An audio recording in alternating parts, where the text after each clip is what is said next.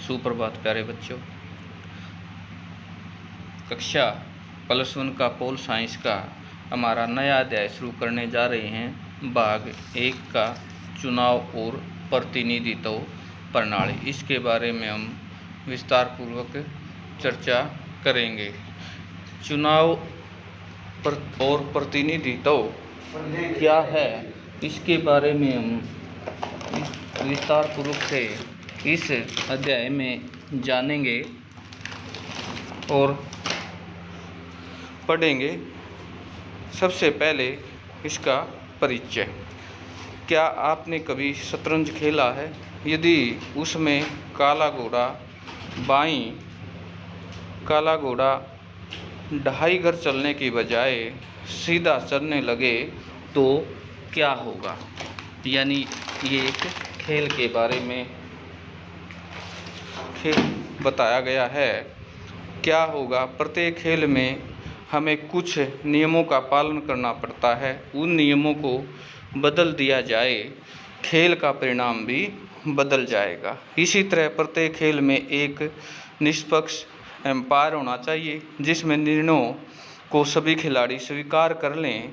खेल शुरू करने से पहले हमें नियमों और एम्पायर के बारे में सहमति बनानी पड़ेगी, जो खेल के बारे में सत्य है। वही चुनाव के बारे में भी सत्य है, यानी चुनाव भी एक खेल की तरह है। चुनाव संपन्न कराने के भिन्न भिन्न नियम और व्यवस्थाएं हैं। चुनाव का परिणाम इस बात पर निर्भर करता है कि हमने कैसे नियम बनाए। हमें चुनाव को निष्पक्ष ढंग से कराने के लिए एक मशीनरी चाहिए, एक सिस्टम चाहिए, क्योंकि ये दोनों ही निर्णय चुनाव राजनीति का खेल शुरू होने से पहले ही लिए जाने चाहिए। इसलिए इन्हें सरकार पर यह नहीं छोड़ा जा सकता। अतः चुनाव के बारे में इन मूलभूत निर्णयों को लोकतांत्रिक देश के संविधान में लिख दिया जाता है।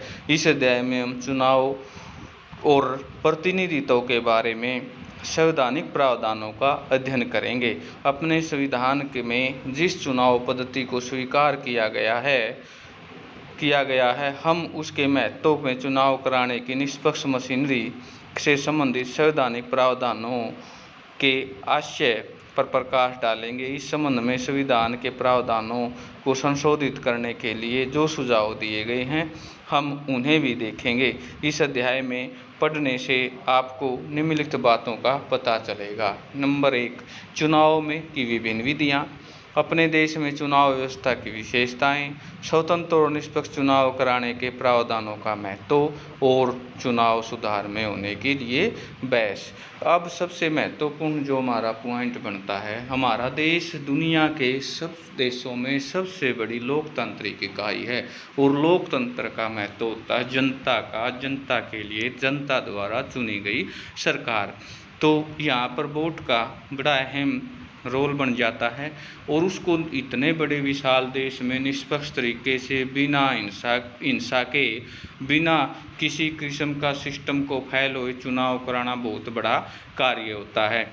आइए हम अपने देश के चुनाव और प्रजातंत्र के बारे में 2 प्रश्न पूछकर अध्याय की शुरुआत करें। क्या बिना चुनाव के लोकतंत्र कायम रह सकता है? क्या बिना लोकतंत्र के चुनाव हो सकते हैं?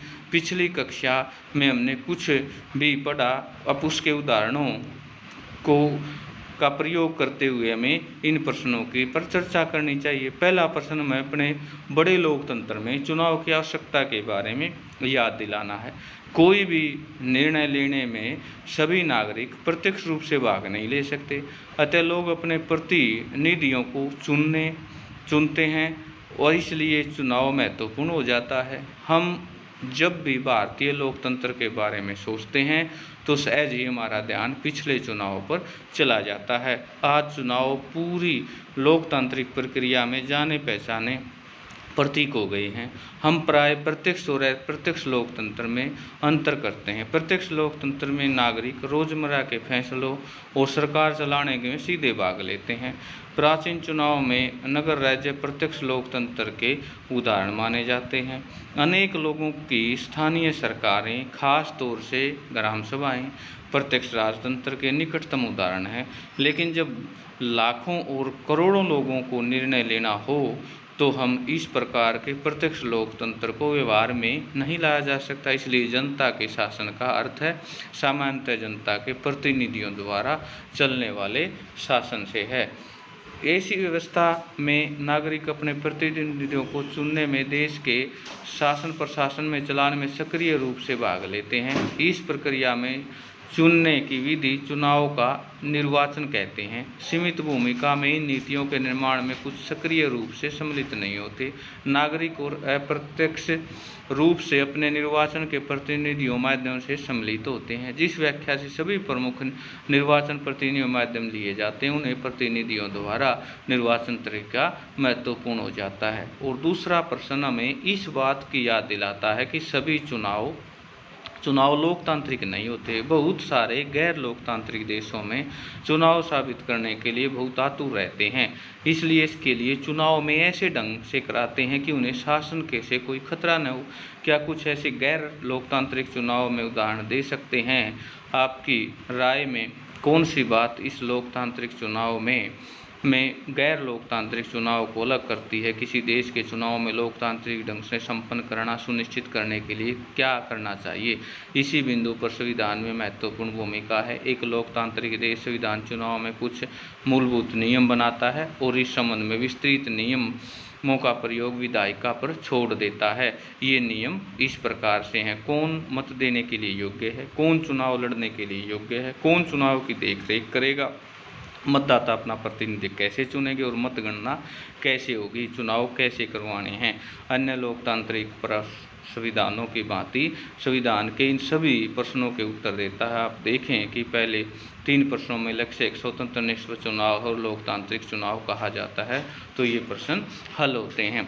तो आज के लिए होमवर्क में ये जो सारा काम किया, इसके सुंदर नोट्स तैयार करने हैं। और जो ये प्रश्न है, ये जैसे चुनाव में मत का अधिकार किसे है, चुनाव में लड़ने के लिए योग्य कौन है, चुनाव की देखरेख कौन करता है, मतदान इस कैसे संपूर्ण होते हैं, ये सब कंप्लीट आप इसके सुंदर नोट्स तैयार करेंगे। आज के लिए इतना ही।